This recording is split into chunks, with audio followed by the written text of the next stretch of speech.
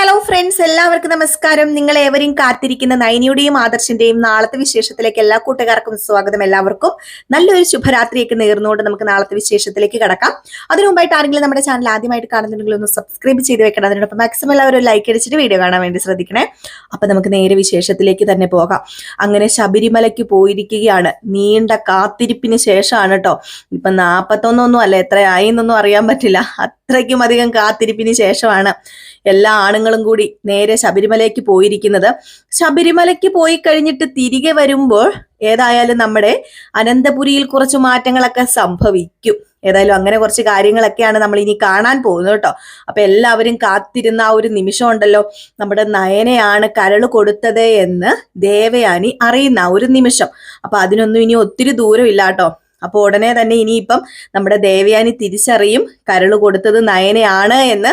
പക്ഷേ ഞാൻ മുമ്പേ പറഞ്ഞ കഥയൊക്കെ പോലെ തന്നെ അത് വേറെ ആരും അറിയാൻ പോകുന്നില്ല. നമ്മുടെ നയനയും അതുപോലെ നവ്യയും അങ്ങനെ നമ്മുടെ നയനയെ സ്നേഹിക്കുന്ന കുറച്ചു പേര് മാത്രമേ അറിയുകയുള്ളൂ ദേവയാനിക്ക് നയനയാണ് കരൾ കൊടുത്തതെന്ന്. പക്ഷെ ബാക്കിയുള്ള ജലജ, ജാനകി, അതുപോലെ തന്നെ രേവതി, അനാമിക, വേണു, ഇവരാരും സത്യം അറിയില്ല. അപ്പൊ ഏതായാലും അതൊക്കെ അവിടെ നിൽക്കട്ടെ, നമുക്ക് നാളത്തെ വിശേഷത്തിലേക്ക് കിടക്കാം.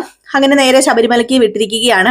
അപ്പൊ ഇതിനിടയിലാണെങ്കിൽ നമ്മുടെ നയനയെ വന്ന് കുറെ പ്രശ്നങ്ങളൊക്കെ ഉണ്ടാക്കിയല്ലോ. നയനയുടെ വീട്ടിൽ വന്ന് ഇന്ന് കുറെ പ്രശ്നങ്ങളൊക്കെ ഉണ്ടാക്കി വേണു ഒക്കെ കൂടി ചേർന്ന്. പക്ഷെ വേണുവിനറിയാം അവിടെ നിന്ന് എത്ര പ്രശ്നം ഉണ്ടാക്കിയിട്ടും കാര്യമില്ല. അങ്ങനെ എന്തെങ്കിലും പ്രശ്നം ഉണ്ടാക്കി ദേഷ്യം വന്ന് 2 നന്ദുവിന്റെ കയ്യിൽ നിന്ന് കിട്ടിക്കഴിഞ്ഞാൽ പിന്നെ പറഞ്ഞിട്ട് കാര്യമുണ്ടോ? അപ്പനും മോളും അമ്മയും ഒതുങ്ങിപ്പോവും. അതുകൊണ്ടാണ് അവിടെ നിന്ന് എങ്ങനെയെങ്കിലും പെട്ടെന്ന് ഇറങ്ങി പോയത്. ഇല്ലെങ്കിൽ നമ്മുടെ നന്ദുവിന്റെ കയ്യിൽ നിന്ന് 2 കിട്ടുമെന്നറിയാം. അപ്പൊ നന്ദു ഇങ്ങനെ ഇരിക്കുമ്പോഴത്തേക്ക് നമ്മുടെ ഗോവിന്ദൻ വന്ന് പറയുന്നുണ്ട്, മോളെ എനിക്ക് നിന്നോട് കുറച്ച് കാര്യം പറയാനുണ്ട്. വേറെ ഒന്നുമല്ല, ഇപ്പം അവര് ശബരിമലയ്ക്കൊക്കെ പോയിരിക്കുകയാണ്. ഇനി ഏതായാലും തിരിച്ചു വന്ന് കഴിയുമ്പം അനി വേറൊരാളായി മാറണം. അതിന് മോളും കൂടെ കുറച്ച് കാര്യങ്ങളൊക്കെ ചെയ്യാനുണ്ടെന്ന് പറഞ്ഞപ്പോ ഞാൻ എന്താ അച്ഛാ ചെയ്യേണ്ടത്? അനിയെ എനിക്ക് മാറ്റിയെടുക്കാൻ പറ്റുമോ? എനിക്ക് അനിയെ മാറ്റിയെടുക്കാനൊന്നും പറ്റില്ല. ഞാൻ മാറ്റിയെടുക്കാൻ ശ്രമിച്ചാലും അതിനെന്തെങ്കിലും ഒരു ഇതുണ്ടോ? അതിനെന്തെങ്കിലും ഒരു എന്താ പറയുക, ഞാൻ മാറ്റുന്നതിൽ കൂടെ അനി മാറിയില്ലെങ്കിൽ അല്ലെങ്കിൽ മാറിയാൽ അതിൽ എന്താ ഒരു അർത്ഥമുള്ളത്? ഞാനാണോ അവനെ മാറ്റേണ്ടത്? അവന് ഞാനല്ല മാറ്റേണ്ടത്, അനാമികയല്ലേ മാറ്റേണ്ടത് എന്നൊക്കെ ഇങ്ങനെ ചോദിച്ചപ്പോഴത്തേക്കും നമ്മുടെ ഗോവിന്ദൻ പറയാ, എന്തൊക്കെ പറഞ്ഞാലും ഇപ്പോഴും ആ പയ്യന്റെ മനസ്സിൽ മോളെ നീ ഉണ്ട്. അതെനിക്ക് നന്നായിട്ട് അറിയാം. അവന്റെ ആ ഒരു സംസാരവും നോട്ടവും അവന്റെ പ്രവൃത്തിയും ഒക്കെ കണ്ടിട്ടുണ്ടെങ്കിൽ നന്നായിട്ട് അറിയാം. നിന്നെ ആഴത്തിൽ അവൻ മനസ്സിൽ കൊണ്ടു നടക്കുന്നുണ്ട്. ആ ഒരു സാഹചര്യം നമ്മൾ ഇനി ഉണ്ടാക്കി കൊടുക്കാൻ പാടില്ല. അങ്ങനെ ഉണ്ടാക്കി കൊടുത്തു കഴിഞ്ഞാല്, അത് വളർത്തി കഴിഞ്ഞാല് അത് ദോഷം ചെയ്യുന്നത് മോൾക്കല്ല, അത് നമ്മുടെ നയനയ്ക്കും നവ്യയ്ക്കും ആയിരിക്കും. അതുകൊണ്ട് ആ ഒരു ഇത് പടർന്ന് പന്തളിച്ച് വലുതാകുന്നതിന് മുമ്പ് തന്നെ നമ്മൾ അത് മുറിച്ചു മാറ്റുക ചെയ്യേണ്ടത്. അതിന് മോൾക്ക് എന്ത് ചെയ്യാൻ പറ്റുമോ മോൾ അത് ചെയ്യണം. മാക്സിമം അവനെ നീ വെറുപ്പിക്കാൻ നോക്കണം. നീ അവനെ എന്താ പറയാ, നിന്നെ കാണാൻ അവൻ ശ്രമിച്ചാല്, നിന്നോട് എന്തെങ്കിലും പറയാനോ മിണ്ടിയാലോ ഒക്കെ ശ്രമിച്ചു കഴിഞ്ഞാല് നീ അവനെ നന്നായിട്ട് അകറ്റാൻ ശ്രമിച്ചോ. അതാ നമുക്ക് നല്ലത്. അതുപോലെ നയനയ്ക്കും നവ്യയ്ക്കും ഒക്കെ നല്ലത് അത് തന്നെയാന്ന് ഇങ്ങനെ പറയാണ് കേട്ടോ. അപ്പൊ ഇത് കേട്ടോണ്ട് കനകദുർഗ വരുന്നുണ്ട്. അപ്പൊ കനകദുർഗ ഇതൊക്കെ കേട്ടിട്ട് മാറി നിൽക്കുകയാണ്. അപ്പൊ അച്ഛനും മോളും സംസാരിച്ച് തീരട്ടെ എന്നോർത്താണ് കനകദുർഗ മാറി നിന്നത്. എന്നിട്ട് കനകദുർഗ ചെന്ന് പറയുന്നുണ്ട്, നന്ദൂട്ട, ഞാൻ നിന്നോട് ദേഷ്യപ്പെട്ടതും വഴക്കു പറഞ്ഞതും ഒക്കെ എന്റെ സങ്കടം കൊണ്ടാണ്. മോളുടെ ജീവിതം ഇനി ഒരിക്കലും പാഴായി പോകാൻ പാടില്ല. ഞാൻ കാരണം എന്റെ 2 മക്കളുടെ ജീവിതമാണ് നശിച്ചത്. ഒരിക്കലും ഞാൻ ഇപ്പൊ പണമൊന്നും ആഗ്രഹിക്കുന്നില്ല. എനിക്ക് ആ ഒരു അത്യാഗ്രഹമൊന്നുമില്ല. ആ പണത്തോടുള്ള ആദ്യാഗ്രഹമൊക്കെ എനിക്ക് അവസാനിച്ചു. എന്റെ മക്കളുടെ ജീവിതം കണ്ടപ്പോൾ മുതൽ എനിക്ക് മതിയായി. അതുകൊണ്ട് നിന്നെ ഏതെങ്കിലും ഒരു ചെറിയ വീട്ടിലേക്ക്, അതിപ്പോ നമ്മളെക്കാൾ താന്നതാണെങ്കിലും കുഴപ്പമില്ല, നിന്നെ നന്നായിട്ട് സ്നേഹിക്കുന്ന ഒരു ചെറുക്കനെ കൊണ്ട്, അല്ലെങ്കിൽ അവരുടെ വീട്ടുകാരെ എല്ലാവരും നമ്മളെ സ്നേഹിക്കണം, അങ്ങനെ ഒരു വീട്ടിലേക്ക് മോളെ നിന്നെ ഞാൻ പറഞ്ഞു വിടാൻ ആഗ്രഹിക്കുന്നത്. അതുകൊണ്ട് തന്നെ നമ്മളിപ്പോ ചെയ്യേണ്ട ഒരു കാര്യം എന്ന് പറഞ്ഞാല് അനിയെ ഒഴിവാക്കുക. അതിന് മാക്സിമം നീ എന്തുമാത്രം അനിയെ അനിക്ക് ചങ്ക് പൊട്ടുന്ന രീതിയിൽ, അനിക്ക് ഇഷ്ടമില്ലാത്ത രീതിയിലൊക്കെ നീ പെരുമാറുക. എങ്കിൽ മാത്രമേ അതിന് രക്ഷയുള്ളൂ. നിന്റെ ചേച്ചിമാരുടെ ജീവിതവും അതിന്റെ തുമ്പിൽ തന്നെയാണ് ഉള്ളത് എന്നൊക്കെ ഇങ്ങനെ പറഞ്ഞ് മനസ്സിലാക്കുകയാണ് കേട്ടോ. ഏതായാലും ഇതൊക്കെ പറഞ്ഞ് മനസ്സിലാക്കിയാല് നമ്മുടെ നന്ദുവിന് മനസ്സിലാവും, എനിക്ക് മനസ്സിലാവില്ല, അത് വേറെ കാര്യം തന്നെ. അപ്പൊ ഇതൊക്കെ കഴിയുമ്പോഴത്തേക്ക് നമ്മുടെ അനന്തപുരിയിൽ ഭയങ്കര കൂട്ട ചർച്ചയാണ് കേട്ടോ. ശബരിമലയ്ക്ക് പോയിട്ട് തിരിച്ചു വന്നു കഴിഞ്ഞാൽ ഉടനെ നമ്മുടെ നയനെ ഇങ്ങോട്ടേക്ക് കൊണ്ടുവരൂലോ. അപ്പം അങ്ങനെയാണല്ലോ ദേവയാനി പറഞ്ഞിരിക്കുന്നത്. ഇപ്പൊ ശബരിമലയ്ക്ക് പോയിട്ട് തിരിച്ചു വരുന്നത് വരെ അവൾ ഇവിടെ കയറാൻ പാടില്ല, അവൾ ഇവിടെ നിൽക്കാൻ പാടില്ല എന്ന്. അപ്പൊ അതുകൊണ്ട് ജലജ പറയാണ്, ഇനിയിപ്പോ 1-2 ദിവസം കൂടെ കഴിഞ്ഞിട്ടുണ്ടെങ്കിൽ അവളുടെ ശല്യം വീണ്ടും ഉണ്ടാവൂലോ, അവള് വീണ്ടും സഹിക്കേണ്ടി വരുമല്ലോ. ഇനിയിപ്പോ എന്താ ചെയ്യുക? പാവം അനാമിക മോൾ ഈ വീട്ടിൽ നിന്ന് ഇറങ്ങിപ്പോയി. അനാമിക മോളെ അവളൊക്കെ മനഃപൂർവ്വം ഇറക്കി വിട്ടതാ. ഇങ്ങനെയൊക്കെ ചെയ്താലല്ലേ അവൾ ഈ വീട്ടിൽ നിന്ന് ഇറങ്ങി പോകത്തുള്ളൂ. എന്നിട്ട് ആ സ്ഥാനത്ത് ഇനിയിപ്പൊ നന്ദുവിനെ കൊണ്ടുവരാൻ വേണ്ടി തന്നെയാണ് തള്ളയും മക്കളും കൂടെ ഇറങ്ങി തിരിച്ചിരിക്കുന്നത് എന്നൊക്കെ പറഞ്ഞപ്പോഴത്തേക്കും നമ്മുടെ ജാനകി പറയുന്നുണ്ട്, അതിനെ വെച്ച വെള്ളം അങ്ങോട്ട് മാറ്റി വെച്ചാൽ മതി. ഒരിക്കലും ഹനിയുടെ ജീവിതത്തിൽ ഇനി ഒരു പെണ്ണുണ്ടാവില്ല. അതെന്റെ അനാമിക മോള് മാത്രമായിരിക്കും. എന്റെ അനാമിക മോൾ എനിക്ക് എത്രമാത്രം പ്രിയപ്പെട്ടതാണെന്ന് അറിയാമോ? അവളെപ്പോലെ ഒരു പെങ്കൊച്ചിനെ കിട്ടിയിട്ട് അവന് വീണ്ടും തേടി പോകുന്നത് വെറും പഴന്തുണിയാണെന്ന് അവൻ അറിയില്ല. അവന് പുതിയൊരു തുണി കിട്ടിയിട്ട് അവന് ഉപേക്ഷിച്ച് കളഞ്ഞ് അവന് അങ്ങനെ പോകുന്നുണ്ടെങ്കിൽ ആ തുണിയുടെ വിഴുപ്പ് അവൻ ചുമക്കേണ്ടി വരും എന്നൊക്കെ ഇങ്ങനെ പറയുമ്പോഴത്തേക്കും ദേവയാനി വരിക. അപ്പം ദേവയാനി വന്നിട്ട് വരുമ്പോഴത്തേക്കും തന്നെ ജലജ ചോദിക്കുന്നുണ്ട്, അല്ലെ ഏടത്തിയുടെ ഉദ്ദേശം എന്താ?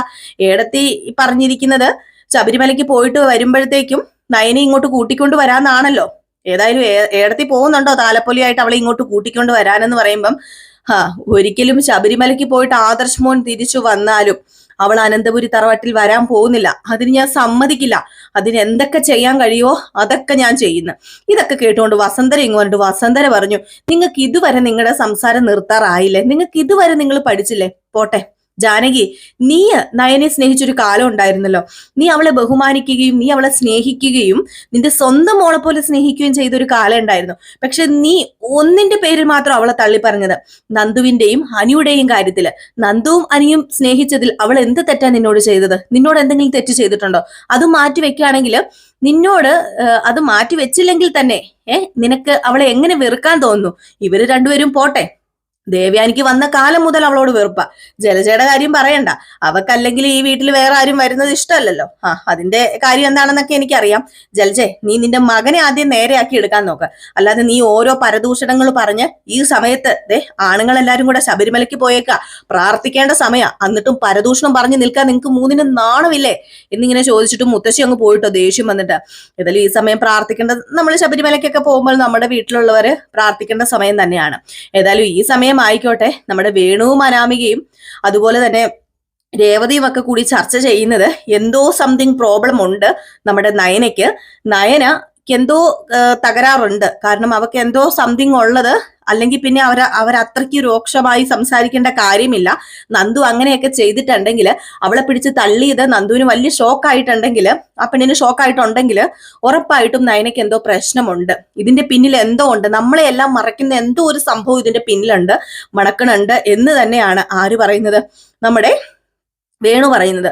അപ്പൊ രേവതി ചോദിച്ചു, എന്താ ആ പെണ്ണിന് എന്ത് കുഴപ്പമുള്ളത്? ആ പെണ്ണിന് ചിലപ്പം വല്ല ചൊറിയോ ചരങ്ങോ വല്ലതും കാണും, അല്ലാതെ പിന്നെ എന്താ ആ പെണ്ണിന് വരാന്? വേറെ എന്താ നിങ്ങൾ ഉദ്ദേശിക്കുന്നത് എന്നിങ്ങനെ വേണുവിനോട് ചോദിച്ചപ്പം അതൊന്നും എനിക്കറിയില്ല, എന്തോ നമ്മളിൽ നിന്നൊക്കെ മറച്ചു വെക്കുന്നുണ്ട്. അല്ലെങ്കിൽ പിന്നെ ഒരിക്കലും ആദർശ് നയനെ ഈ ഒരു സമയം അവിടെ കൊണ്ട് നിർത്തില്ല, അത് ഉറപ്പാണ്. അതിപ്പം ദേവയാനി ചേച്ചി പറഞ്ഞെന്ന് പറഞ്ഞാലും ആര് പറഞ്ഞെന്ന് പറഞ്ഞാലും ആദർശിന് ഞരമ്പി പിടിച്ചിരിക്കുക അവളെ. ഒരിക്കലും സ്വന്തം ഭാര്യ അങ്ങനെ കൊണ്ട് നിർത്തില്ല. അങ്ങനെ സ്നേഹമുള്ള ഒരു ഭർത്താവ് അങ്ങനെ ചെയ്യില്ല. അങ്ങനെ ചെയ്യുന്നുണ്ടെങ്കിൽ അതിന്റെ കാരണം എന്തോ ഉണ്ട്, അത് ഞാൻ കണ്ടുപിടിച്ചിരിക്കും എന്നിങ്ങനെ പറയാണ്. അപ്പൊ നമ്മുടെ അനാമിക പറയുന്നുണ്ട്, ഇനി ഞാൻ എന്താ ചെയ്യേണ്ടത്? ഞാൻ ഇവിടെ തന്നെ ഇനി കിടക്കാൻ പോവാ, അല്ലാതെ ഇനിയിപ്പം ഞാൻ അങ്ങോട്ടേക്ക് ചെന്നിട്ട് ഒരു കാര്യമില്ലല്ലോ. അവനെപ്പോഴും അവളുടെ പുറകെ നടക്കല്ലേ, അതുകൊണ്ട് ഈ ബന്ധം അവസാനിപ്പിച്ചാലോ എന്ന് പറയാ ഞാൻ ചിന്തിക്കുന്നതെന്ന് പറഞ്ഞപ്പോ വേണു പറയാ, മോൾ എന്തൊരു മണ്ടത്തരോ ഈ വിളിച്ചു പറയുന്നത്? ഈ ബന്ധം അവസാനിപ്പിക്കാൻ ഇനിയും സമയമുണ്ട് മോളെ. ഇപ്പൊ പെട്ടെന്ന് അതങ്ങ് അർത്തു മാറ്റി കളഞ്ഞു കഴിഞ്ഞാലേ ശരിയാവില്ല. നമുക്ക് കിട്ടേണ്ടതൊക്കെ കിട്ടണം, മേടിക്കേണ്ടതൊക്കെ മേടിക്കണം. ഇനിയിപ്പം നീ ഒരു ഡിവോഴ്സിന് കൊടുത്താലും നഷ്ടപരിഹാരമായിട്ട് അവരൊരു തുക തരും. പക്ഷെ ആ തുകയേക്കാൾ കൂടുതൽ നിനക്ക് അവിടെ നിന്ന് അടിച്ചു മാറ്റാനുണ്ട്. ഏതായാലും കുറച്ച് അടിച്ചു മാറ്റിയിട്ട് നമുക്ക് എന്താണെന്ന് വെച്ചാൽ ചെയ്യാം എന്നൊക്കെ ഇങ്ങനെ അവരെ പ്ലാൻ ചെയ്യുകയാണ് കേട്ടോ. പ്ലാനും പദ്ധതിയൊക്കെ ഇടുകയാണ്. ഈ സമയത്താകട്ടെ നമ്മുടെ നയന പ്രാർത്ഥനയോടുകൂടി തന്നെ പൂജാമുറിയിൽ നിന്ന് വെളിയിലിറങ്ങാതെ പ്രാർത്ഥിക്കുകയാണ്. തന്റെ ഭർത്താവും തന്റെ ഭർത്താവിന്റെ കുടുംബക്കാരും ഒക്കെ പോയിരിക്കുകയാണല്ലോ ശബരിമലയ്ക്ക്. തിരിച്ചു വരുമ്പോഴേക്കും എല്ലാത്തിനും ഒരു മാറ്റം സംഭവിക്കണം എന്നൊക്കെ പ്രാർത്ഥിച്ചുകൊണ്ട് റൂമിൽ നിന്ന് ഇങ്ങനെ ഇറങ്ങി വരിക. റൂമിൽ നിന്ന് ഇങ്ങനെ ഇറങ്ങി വന്നു കഴിയുമ്പോഴത്തേക്കും നമ്മുടെ കനകദുർഗ പറയുന്നുണ്ട്, ഇനിയിപ്പോ ശബരിമലയ്ക്ക് പോയിട്ട് വന്നു കഴിയുമ്പോഴത്തേക്കും ആദർശ് മോൻ മോളെ കൊണ്ടുപോകുന്നാ പറഞ്ഞിരിക്കുന്നതെന്ന്. അപ്പൊ നന്ദി ചോദിക്കുക, എന്തിനാ ചേച്ചി അങ്ങോട്ടേക്ക് പോകുന്നത്? അവിടെയുള്ളവർ ചേച്ചിനെ സ്നേഹിക്കുന്നുണ്ടോ? വെറുക്കുന്നല്ലേ ഉള്ളൂ. അവിടെ ഉള്ളവർ ദ്രോഹമല്ലേ ചെയ്യുന്നുള്ളൂ. ഈ ദ്രോഹം ചെയ്യുന്ന സ്ഥലത്തേക്ക് എന്തിനാ ചേച്ചിനെ പറഞ്ഞു വിടുന്നത്? ചേച്ചി ഇവിടെ നിൽക്കുന്നത് എന്റെ അച്ഛനും അമ്മയ്ക്ക് ഒരു ഭാരമാണോ? എന്നിങ്ങനെ ചോദിച്ചു കഴിഞ്ഞപ്പോഴത്തേക്കും നമ്മുടെ ഗോവിന്ദൻ പറയാം, ഒരിക്കലും സ്വന്തം മക്കള് അച്ഛനും അമ്മയ്ക്കും ഭാരം ആവില്ല. പക്ഷേ വിവാഹം കഴിഞ്ഞാൽ അത് എന്താ പറയാ, വിവാഹം കഴിഞ്ഞാല് സ്വന്തം വീട്ടിനേക്കാൾ കൂടുതൽ പ്രാധാന്യം കൽപ്പിക്കേണ്ടത് ഭർത്താവിന്റെ വീട് തന്നെയാണ്. അതുമല്ല, ദേവയാനി ചേച്ചിയുടെ ഇപ്പോഴത്തെ അവസ്ഥ നീ മനസ്സിലാക്കണം. ആ ഒരു സമയത്തൊക്കെ നയനെ അവിടെ വേണം. അവൾക്ക് ഇപ്പം സുഖപ്പെട്ടല്ലോ. അതുമല്ല, ആദർശ് അവളെ അങ്ങനെ കൊണ്ടുപോവുകയാണെങ്കിൽ നമുക്ക് ഒരിക്കലും തടയാനായിട്ടും സാധിക്കില്ല എന്നൊക്കെ ഇങ്ങനെ പറയുന്നുണ്ട്. അപ്പൊ ഇതെല്ലാം കൂടെ കോർത്തിണക്കിക്കൊണ്ടാണ് ഒരു വിശേഷം നാളെ വരാൻ പോകുന്നത്. നാളെ രാവിലെ കറക്റ്റ് 7:30 ആകുമ്പോൾ ഫുൾ വിശേഷവുമായിട്ട് കാണാട്ടോ. അതുവരെ എല്ലാവർക്കും നല്ലൊരു ശുഭരാത്രിയൊക്കെ നേർന്നുകൊണ്ട് നിർത്തുന്നു. അടുത്ത വീഡിയോ ആയിട്ട് കാണുന്നവരെ എല്ലാവർക്കും ടാറ്റാ ബൈ ബൈ.